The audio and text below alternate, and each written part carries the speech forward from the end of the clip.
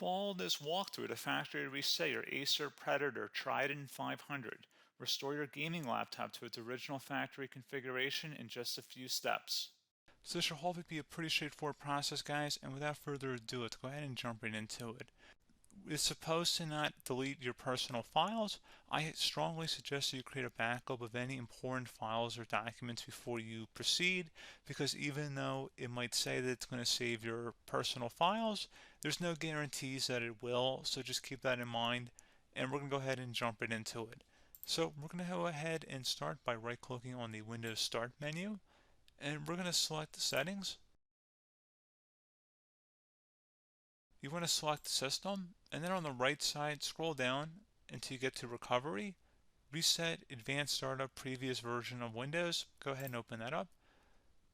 So we're going to start by going underneath Recovery Options, reset this PC, choose to keep or remove your personal files, then reinstall Windows. Go ahead and select Reset PC. Underneath Choose an option, Keep My Files removes apps and settings but keeps your personal files. Now, like I said, there's no guarantee, but you still want to create a backup, but we are going to select that for today's tutorial here. And it's going to ask how would you like to reinstall Windows. I usually do a local reinstall, so that's what I'm going to select. And current settings is going to reinstall Windows from this device, and then we're going to select Next again. This shouldn't take too long here, guys.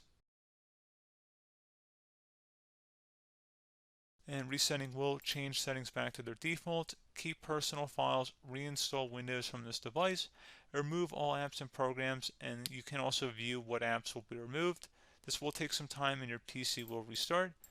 These are the apps that will be removed, so take note of that. So you're definitely going to have to reinstall some stuff once it's done.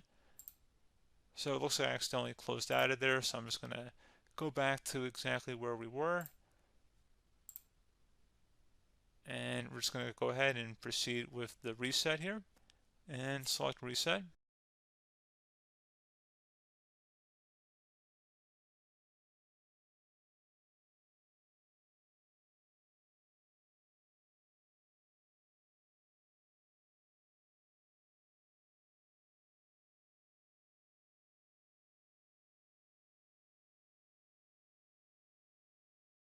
And there you go, guys. Should be simple as that.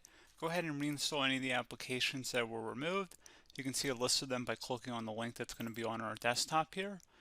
And that's pretty much it, guys. So, as always, thank you for watching this brief tutorial. Do hope I was able to help you out, and I do look forward to catching you all in the next tutorial. Goodbye.